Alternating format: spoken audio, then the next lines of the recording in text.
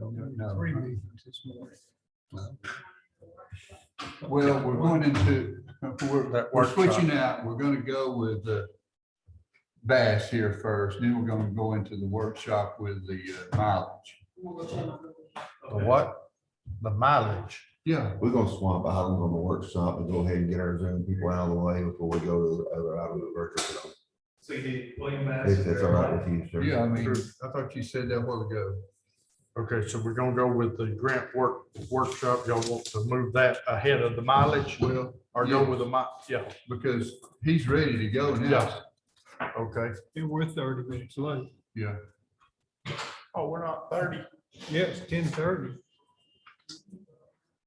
Y'all said that 10:30? I didn't. Yeah.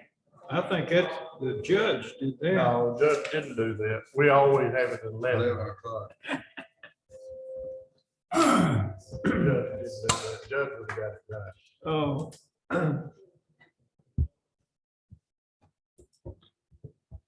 You on, Susan? Yes. I recorded and set it place.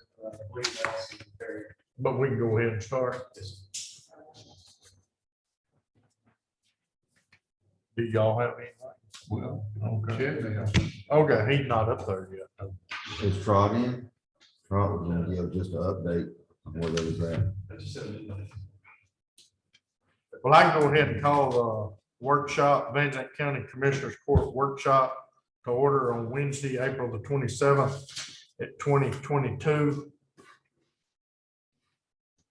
Was supposed to start at 10:30, but our other meeting, our Commissioners Court meeting ran late. So we're starting this workshop meeting at 11:07 a.m. Announced quorum is established with all members of the court present. No public comment, Scott? Okay. And we want to move item number 4 up to Grant Works Project Workshop and talk about grant works.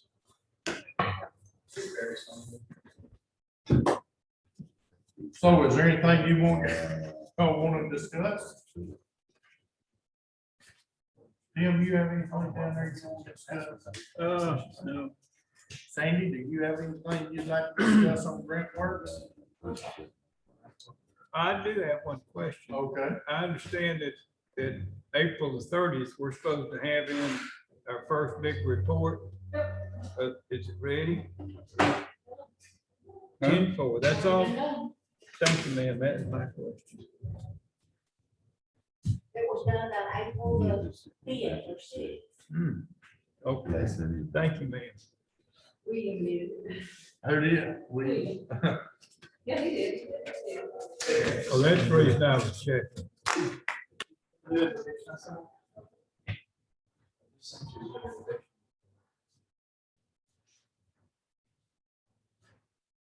And you, up front, where you won't see the screen, you don't have to sit on that back row.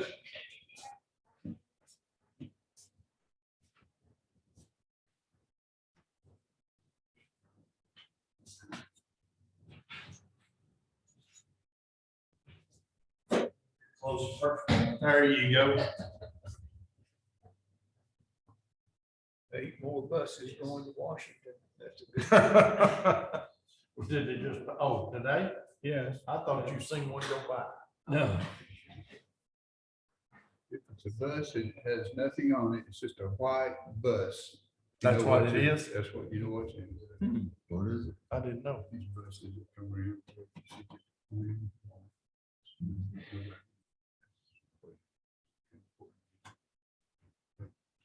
Whatever we're going to grant thing every morning at 7. That's exactly what you got on it. I sent it to you and William at the same time. I just think you want yourself.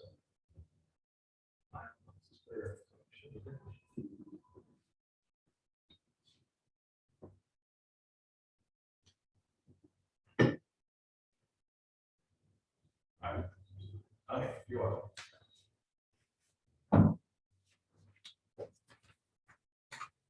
So the report's been in.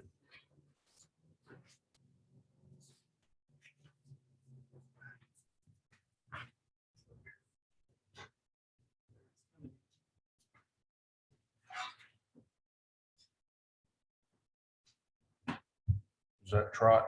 Yes, sir. So you had to update him to give us.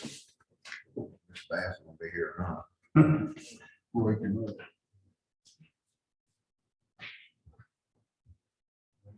Fast. Oh, he's on. All right. There's a. oh, Good morning. and the body that. Something else. Barry might be talking to us on here.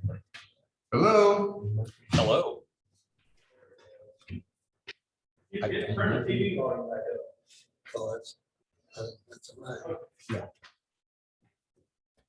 I think the camera might have down at an angle it's seeing the TV now. Back of the TV. Yeah, I know. I turned the TV around so they can see it here. Okay. Scott, thanks for the updated email there. Invite. Just This is Mr. Black. Mr. Black. Who? Oh, okay, yeah. Is he gonna come in on video or is he just? I don't know if he's gonna start his video or not. Okay. Okay, Mr. Black, Yes, sir. you may go ahead and present, your report to the Commissioner's Court. Okay.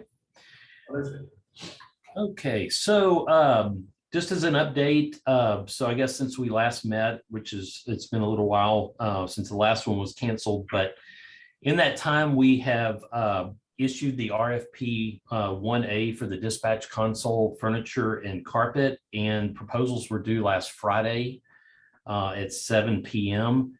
And 3 proposals were received by the deadline. Those responders included Zybex, Watson Consoles, and Russ Bassett.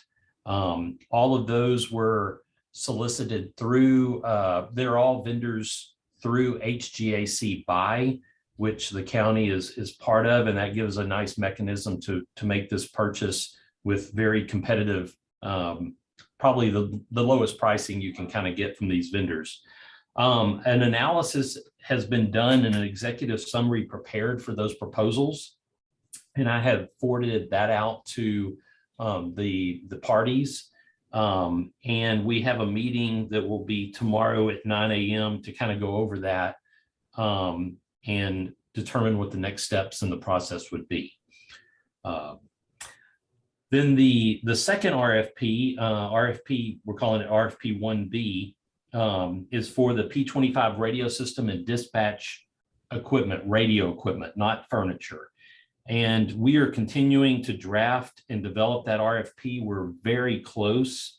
On April 18th, we sent to William with GrantWorks and also to Sandy Hill with the county, sections 1 and 2 of the RFP, which are the information for responders and the general terms and conditions that need to be a part of this procurement and the contract. And we received feedback from Sandy and William, and we have reconciled a little bit of the wording in the RFP and integrated those requested changes. So that is all taken care of and squared away. We are continuing to work on the RFP, and we're developing a mandatory and desired building list for in-building coverage. We're also working on defining the coverage requirements, and then also a preferred site list and some additional candidate sites where the vendors can use those optional sites for designing their radio system. And these sites we're talking about are the sites where the towers would be built and the radios would be, the repeaters would be located for the new system.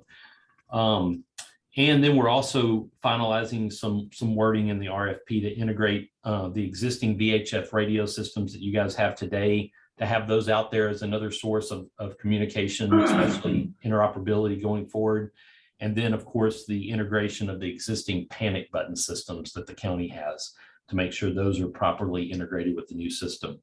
So our next steps, probably the next step will be to, once we have this meeting tomorrow about the dispatch console furniture, The next step will be to select a vendor for that furniture as soon as possible.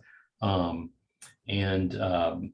going back to the next RFP, RFP 1B for the P25 radio system and dispatch equipment, we will have a draft of that ready to send to Chad so it can be distributed to the court, the commissioners and all, no later than Monday or Tuesday of next week, maybe even sooner, maybe Friday.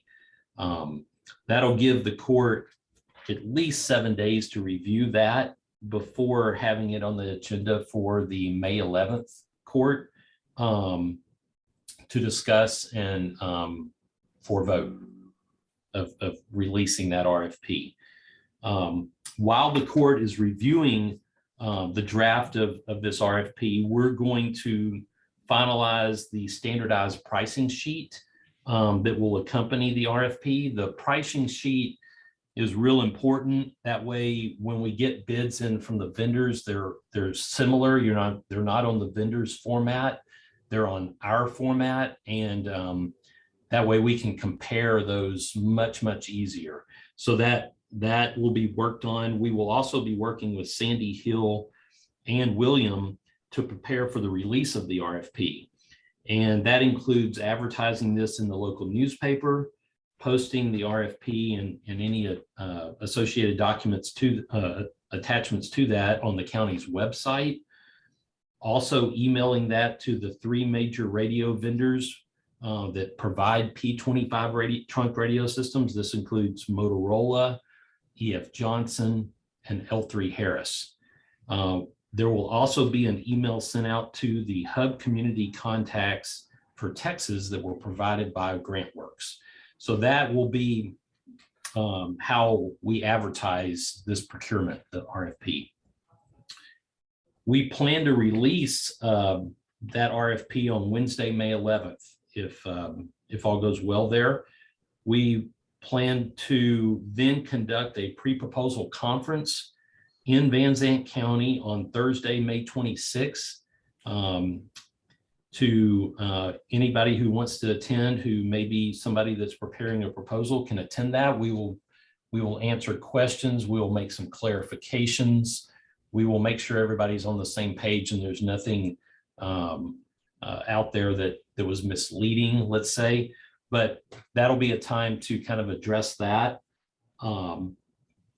Then proposals will be due approximately 6 weeks from the time that the RFP is released. So we're kind of targeting June 21st. There's a lot of work these vendors will have to do. It's really important that they're given, ample time to do all that work and get us back good proposals, good designs, good pricing. So once those proposals are received, there's a lot of work to do to review and evaluate those proposals, including conducting vendor presentations. Anybody who's presented a proposal will be asked to come in and give a presentation of their proposal, and we'll be able to ask questions we have of them in person and get them to explain things that may not be clear. But we will have that. There will also be meetings going on with stakeholders during this time, and there will also be best and final offers going on. So we'll do all we can do to expedite that part of the process so that a vendor can get selected as soon as possible and be brought under contract. While these proposals are being prepared for RFP 1B for the P25 radio system, we'll begin working on the next RFP, which will be for the tower infrastructure. And we will be able to finalize that RFP once a vendor for the previous RFP is under contract and we know what their design is and what their requirements are for the tower sites, the locations, the heights, the heights of the antennas that are proposed in their design, and those types of parameters. That's really all I have for my update. Okay, Mr. Bass, did you have any questions of Mr. Black?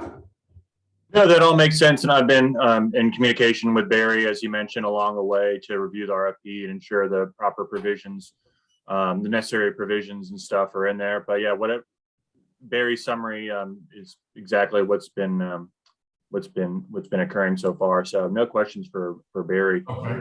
Does anybody, any of the commissioners have, Mr. Black, I do have one question.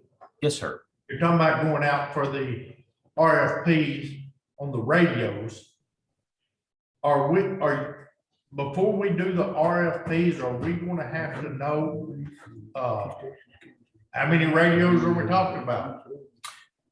Yes, sir. Because I think that's gonna be a question we're gonna have here in the commissioners court, okay? Because I don't think we're all united on, who all is gonna get the radios. Right. The very nice thing about the RFP process is that it gives us an opportunity. It gives us an opportunity to ask for pricing on a bunch of different types of radios.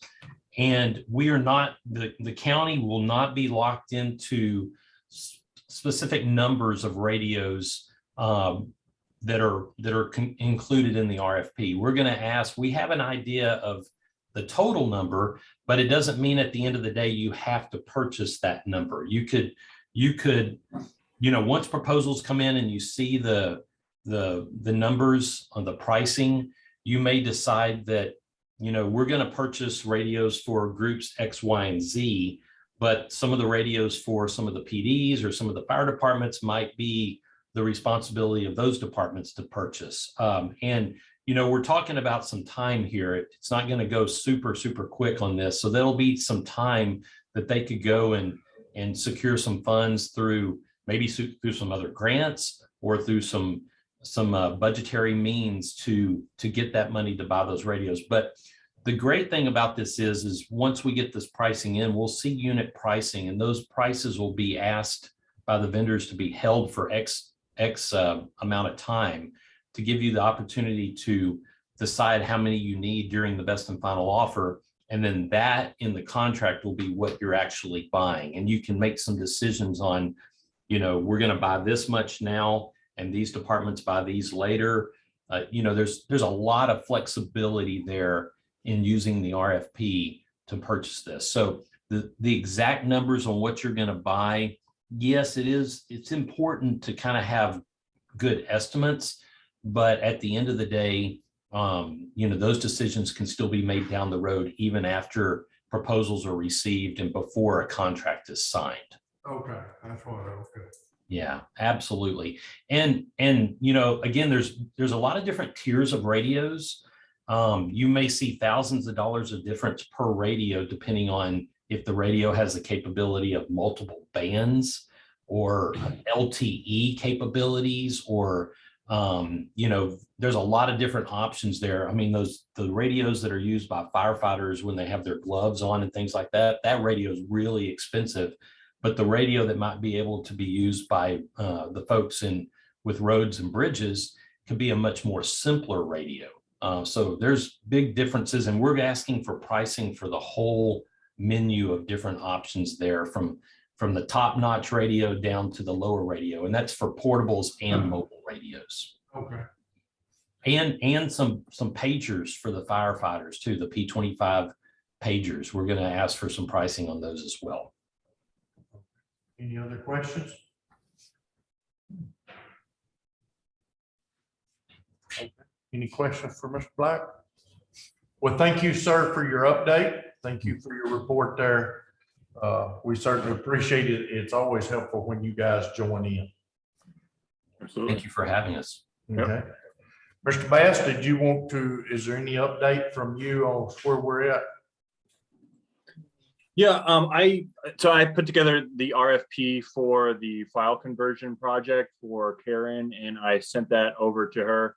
As far as I understand, the RFPs need to be reviewed by the commissioner's court. Is that correct, before they go out on the street? I don't know. We're good. Yeah, that's why we brought that last one back, we put it out in the radio one. That's why we're gonna send it out next week for y'all all to review. So on the next meeting, you've had a chance to thoroughly look through it and ask questions and decide if you want to approve to send it out. Okay. Yes. Okay.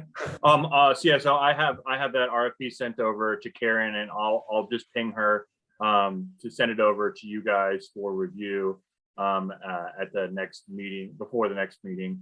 And so that we can get that out on the street, but that's ready to rock and roll. We just need you guys, Commissioners Court approval. We've got the software purchase for Scott, so that particular project is closed. Has the court had any deliberating on any additional projects that Van Zandt County would like to pursue with those remaining ARP funds? I know there was a mention of roads a little bit in previous meetings. I've got something. I have one from RPM Water District. They have 3 projects they'd like for us to try to cover under this, or even one. I think they run about $60,000 a piece, something like that. Okay. Are they? We've had several water districts step up. The problem with the water districts is they spend the money, but we're still held accountable for the liability of it if it's not. Yeah. Correctly. So exactly. So they would be a what's termed a sub-recipient. So I have a templated agreement in-house at Grant Works that we could have them sign. They would be a sub-recipient, and there would be a relationship between Van Zandt and that particular water district, and there would need to be sub-recipient monitoring and some oversight of them. It wouldn't just be a matter of handing them the funds. Am I understanding correct that the water district is not a part of Van Zandt County, or are they a part of Van Zandt? No, they're their own. Okay. Yeah, so in that case, I believe with all the projects with Karen, Scott, the radios, the towers, and then Virgil mentioned jail. I don't think there's enough money there. left to do And jail. voting equipment. okay. Yeah. So Election stuff. I don't think there's gonna be enough money to cover all especially with the jail project, I can get with the commissioner on that. If there's been a quorum on moving forward with that project. I don't think there is. Okay. But since the last meeting, I've updated the plans and they've added a little courtroom in there so the public could come in and see the pleas or courtroom functions. That's been added, but that's it. Okay. Because I can't go, I don't know where I can go since I don't know how much money is going to be left to pursue any kind of projects or jail. Right. And we don't know any of that till we get prices back on those towers. And that's what my understanding is that we would go with Scott and Karen's, then you go with the radios, the towers, whatever extent that is, and then roads. Based off of that. And then whatever's left would go. towards- No, that makes sense. Yeah, that makes sense because as those figures come in, we'll be able to better inform decisions on the remaining funds and what projects should be pursued with that. So. Well, At some point, we talked about election equipment. yeah, Because at first it wasn't gonna be covered, then it was gonna be covered, and we kind of spoke about that for a brief minute. And then I think then it started talking about raising the jail. Yeah, she's talking about election, voting equipment. Okay. Because we have to. Since we went to the $10 million revenue loss, can we spend some of the funds on voter equipment? On the voting equipment? Yes, Yeah, that would be acceptable. Yeah. to be acceptable now. Mhm. Right. well, that's something we're gonna have to buy. Yeah. So, okay. Yeah, just some food for thought. You have a question? I know, Yeah. I'm sorry, Judge. Oh, no, Can I that's- ask a question? Yeah, absolutely. Can I go back to Barry and just kind of verify a few things? Is that okay? Yeah, Barry? Yes. Hey, Barry, this is Brian, with the MCA. Yes, sir. So I just want to kind of go back through the timeline. So the bids will come out May 11th, approximately, right? Yes, sir. The RFP would be released then, RFP. is the plan. Okay, and then there'll be a kind of a meeting, the May 26th, there'll be like a conference that we could have a discussion. Absolutely. We would have an opportunity there for anybody who wants to attend. It wouldn't be mandatory typically, but I mean, it could be. We will have to see if that's necessary, but that would be a time for the vendors that are going to propose to come in and ask some questions for us to probably start the meeting by giving some clarifications and really talking about how a portion of this project will be bought using ETCOG grant money, and that there's a really tight timeline on that. And that equipment, which is associated around dispatch radios and consoles and associated gear there, infrastructure, how that's going to be really important to move quickly on. And then, it's again a chance for the vendors to ask some questions, but that pre-proposal conference would be a couple weeks after the release of the RFP. And we've slated right now Thursday, May 26th. We need to verify that with the county, but and we'd probably want to have that at a place possibly like the Van Zandt Regional Airport conference room over there that's got the big TV, and it's kind of set up for more of a big presentation type scenario, possibly. But that would be on the 26th of May, and then proposals would be due. Yes. Hold on. When you say we will have a meeting, who is we? So we would be all the stakeholders, the county, us, and, if William wants to attend, definitely. And then, like I said, the folks that were going to be the, send in proposals, the responders. So when you say county, do you mean it needs to be a commissioner's court meeting or just representative from the county? I think just the stakeholders probably. So I'm thinking, I was thinking kind of, and we can change this, of course, but I was thinking Chad, probably you, since you're kind of heading this up. I'm thinking, representatives from dispatch, anybody from the sheriff's office, Scott from CIP would probably be an interested party. But if you guys feel that it needs to be with all commissioners and all in attendance, then that's perfectly fine with us. We just need to be able to take information and make sure that the vendors that are going to be proposing are very clear on what we're asking for, give them an opportunity to ask some questions. And from this will be some questions that we need to answer and distribute to everyone. And that will be done probably through the county's website with an addendum to the RFP that answers those questions, is probably what we're thinking. Now, we may get some questions that come in, through email and not there on site. So again, we'll want to answer those questions and make sure everybody's clear so that they can get back to work on those proposals and get them in by the due date. We do not want to extend the time period for proposals because we've got a pretty tight timeline here to get that ETCOG money used. My understanding, so there could be, that's an open forum, so you could have multiple vendors there asking questions. Absolutely. Okay, I just want to make sure that. And so then the 6 weeks, the RFP is due June 21st. And so you said that the tower RFP would come out after that? Yes. So, the proposals for the radio equipment will have a design included in them that says that towers A, B, C, D, maybe E, are going to be part of the system to provide the required coverage for the county. And those coverage requirements will be very clearly specified in the RFP. And so once the vendor sign, once a vendor is selected, we'll have their design and we'll know that they want to use these towers and what heights they need to be.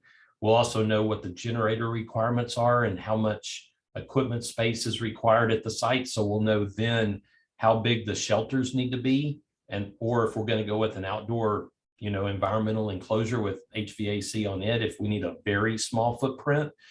And we'll be able to then take all those details and put it into the RFP for the tower infrastructure and go out for bids for those. The reason for splitting it up is the radio vendors, as you can probably attest, you guys are going to source the towers from somebody else. And so there's going to be a pretty substantial markup there. There just has to be, and there always is. So that's why we're going out for separate RFP and solicit tower vendors, integrators, there to do the towers, which will save the county a substantial amount of money. Okay. If the markup's typically 30 or 40%, that's the kind of savings we're talking about. Which, when you're talking about 4 towers and at least a tower over at dispatch, 4 250-foot towers, you're talking in the million range, millions.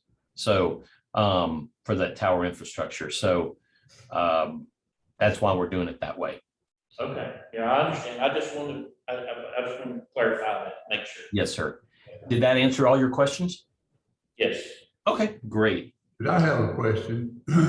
Yes. I would like to hear from people who do the radios, Harris and Motorola, what the cost would be to use some of the present towers we have now instead of building 5 towers. Yeah, I mean, that'll be part of our deal. I mean, there's towers that we could use.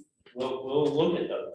And that's part of the reason of waiting to do the tower RFP till you get the radio back. So we can use the existing towers, we know what we're doing. Okay. Yeah, and so, I mean, it's gonna be, I mean, I can kind of see this being, you're gonna have to really dive into it to be able to say, because this is hypothetical, I'm just thinking. If we could use 2 existing towers. Right. And have to buy 2 new towers. Right. I mean, that's gotta be very specific in our proposal to be able to do that, because then you come back and you do the tower bid, it's gonna reflect that. So Yes. I mean, this has gotta be fine too. It does. Yes. Yeah, so to your point, yes, there's a possibility we could use existing towers. And that's why the tower RFP comes out I after the understand radio, it, right. so we know what we need. And I understand the cost thing, because we are not, we as a company are not a tower company, so we are gonna have to, use another vendor, and we are most likely gonna mark that up. So I understand now what you're doing to save the county money, but we need to do that everywhere we can, so. The list of tower sites that'll be, excuse me, sorry about that. The list of tower sites that'll be in the RFP some of them are going to be greenfield options, which were locations where towers could be built. There's also going to be some sites in there that are existing tower structures. There'll be, for instance, the DPS tower that's down in precinct 2 is an existing tower. It's about 250 feet tall. We can't go at the top. And we've already surveyed it. We know that there's going to need to be some equipment space added, like a new shelter or an outdoor enclosure, because there's not enough space in the shelter now. But the county can go on that tower for free, other than doing a structural analysis and providing for, probably an upgraded generator and some things like that. There are some upgrade costs there. So that the parameters for that site will be in the RFP, and the vendors can use whatever sites they have in the RFP and other sites. We've actually added in there that if there's some other sites that they know of that, can be looked at as well. But we have kind of a preferred list, let's say, and then some additional candidate sites. There's, of course, there's the Edom Tower down that the county owns now. That one could be in there. But that one's so far down in the corner that we're probably going to see that it just doesn't provide the coverage where you need it. So that's kind of the trade-off here on using existing towers and building new towers. If you can get the new towers in the perfect, let's not say perfect, but if you can get them in good spots, you can go with fewer towers and you don't have as much money for the repeaters. You might be able to get away with 4 tower sites instead of using existing sites and doing 6. So the designs from the vendors will be very critical as we go into the next RFP for the tower infrastructure. That information, there'll be candidates in there for existing sites, and then there'll be, like I said, greenfield options where it's raw land and they can build towers.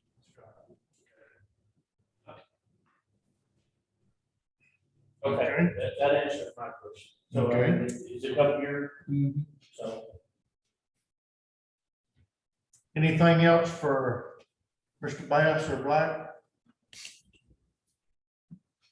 Nothing. Okay. Thank both of you gentlemen for participating by Zoom today. We appreciate it. It's always helpful. I know it's a slow process, but we're getting there. Yeah, we're moving. Thank you. Thank y'all. Have a good one. All right, You bet. Anything else from commissioners? Sandy?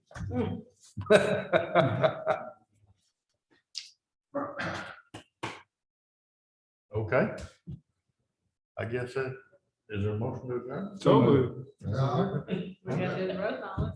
Oh, Well, we got to go into that. Is this another hearing or is